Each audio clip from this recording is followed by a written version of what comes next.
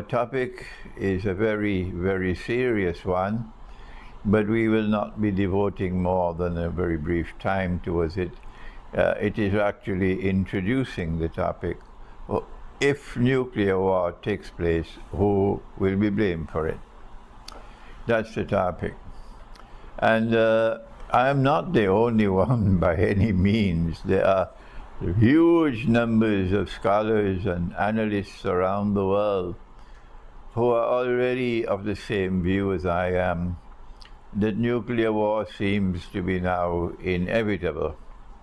And the catalyst for that nuclear war would be the incapacity of the West to be able to defeat Russia in Ukraine. It is when it becomes clear that Ukraine is crumbling and no amount of shipment of weapons would change that the danger exists that there will be an escalation towards nuclear war, provoked by whoever it is, but an escalation to nuclear war. So I'm not the only one who is saying that by any means. There are many, many others. But I want to address the subject of a post-nuclear war world and the immense amount of devastation which will take place. Only a remnant of mankind will survive that war. The president of Russia has famously declared, and you know, when he speaks, you better listen. He doesn't play around with words, not the president of Russia. He says, we can destroy the whole of the United States of America in half an hour. And so we expect, therefore, that nuclear war would be a war to the finish. That each side would use the maximum amount of nuclear weapons that they can use. And hence it is not far-fetched for us to conclude that there will be immense devastation around the world, particularly in Russia, China, and in the Western world, and wherever there are American bases, like the biggest one of all in Kosovo. Whatever remains of the world after that nuclear war would be one in which whoever survives that war would ask, who is to blame for this? And whoever is able to get mankind, the majority of mankind, to agree upon who is to blame for that war, that country, those people, are going to be targeted by mankind. It is not in Islamic eschatology at all that all of mankind will perish. There'll be no more life on earth after that nuclear war, because our Prophet, Allah's blessing be upon him, and praise be to Allah, that as a consequence of Islamic eschatology, there is a growing recognition of the fact that when Prophet Muhammad, Allah's blessings be upon him, speaks, you better listen. There's a growing recognition of that in the world today, despite so many years and so many centuries of propaganda and lies against him. He said that either 7 years or 7 months, but we prefer the 7 years hadith, after the Great War, that a Muslim army will conquer Constantinople. I wonder why the scholars of Islam are not paying attention to this prophecy. Why are they not speaking on this prophecy? Perhaps our viewing audience, including my critics, and I have no, I have no shortage of critics at all. And some of my critics, of course, make all kinds of nasty statements, but not all of them are like that. Not all of them are like that at all. So even my critics, as well as the rest, should be asking the scholars of Islam, of course respectfully so, not badgering them, Why are you not speaking about this prophecy? That after the Great War, within a few years, a Muslim army will conquer Constantinople. And he praised the army, and he praised the commander. He said, لَتَفْتَحَنَّ الْقُسْطَنْطِنِيَّةَ وَلَنِعْمَ الْأَمِيرُ آمِرُهَا وَلَنِعْمَ الْجَيْشُ ذَلِكَ الْجَيْشُ. He praised the army and he praised the commander. So we know there is life after the Great War. But the question is, in that post-nuclear war world, when there will be no internet after the nuclear war, and I want to offer a short comment on that subject after this video, who is going to be blamed for that Great War and that devastation of mankind? Well, when 9/11 took place, we asked, who has benefited? Who has benefited the most from 9/11? That's the good place to start in determining who is responsible for 9/11. When the underwater pipeline was blown up, delivering oil from Russia to Germany, a good place to start in determining who was responsible for blowing up that pipeline is who benefited the most from it. And every European should ask that question, because Europe is in difficulties now, and this year will be even worse than last year for Europe. Yeah, from now until winter. This is still winter.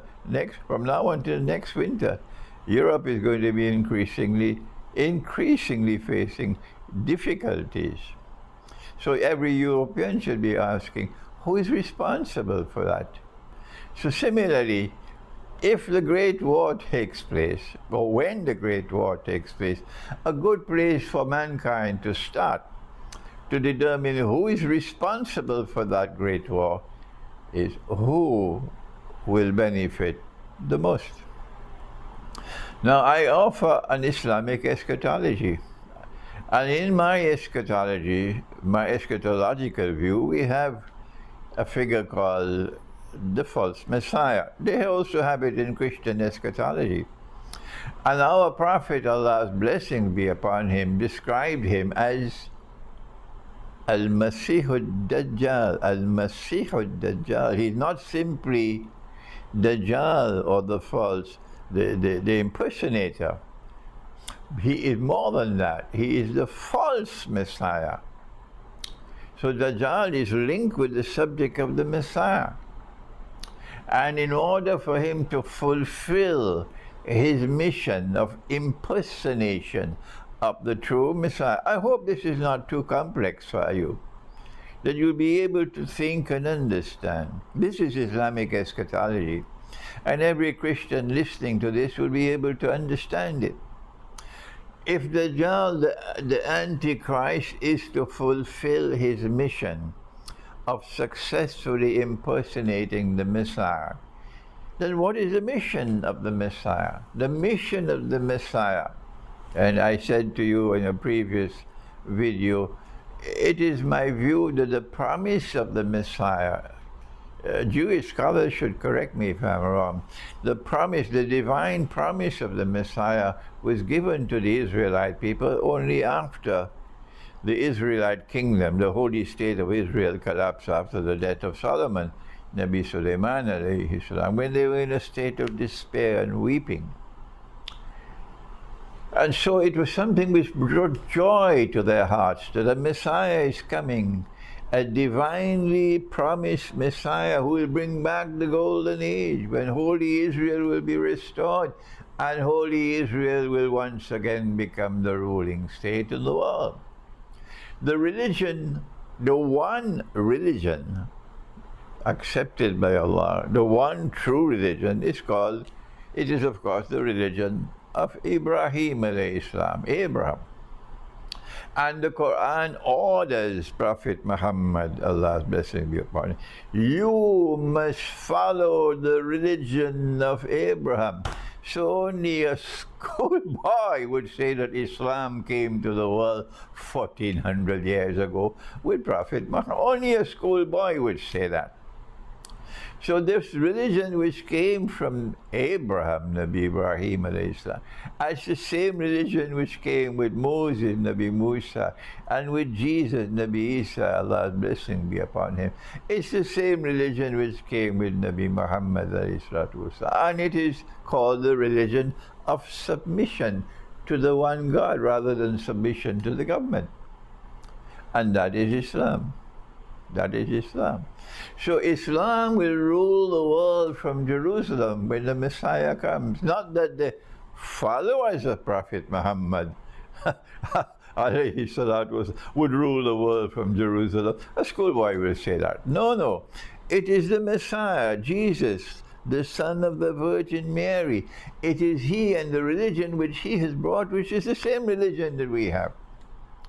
It is that religion which will rule the world from Jerusalem in a holy state of Israel.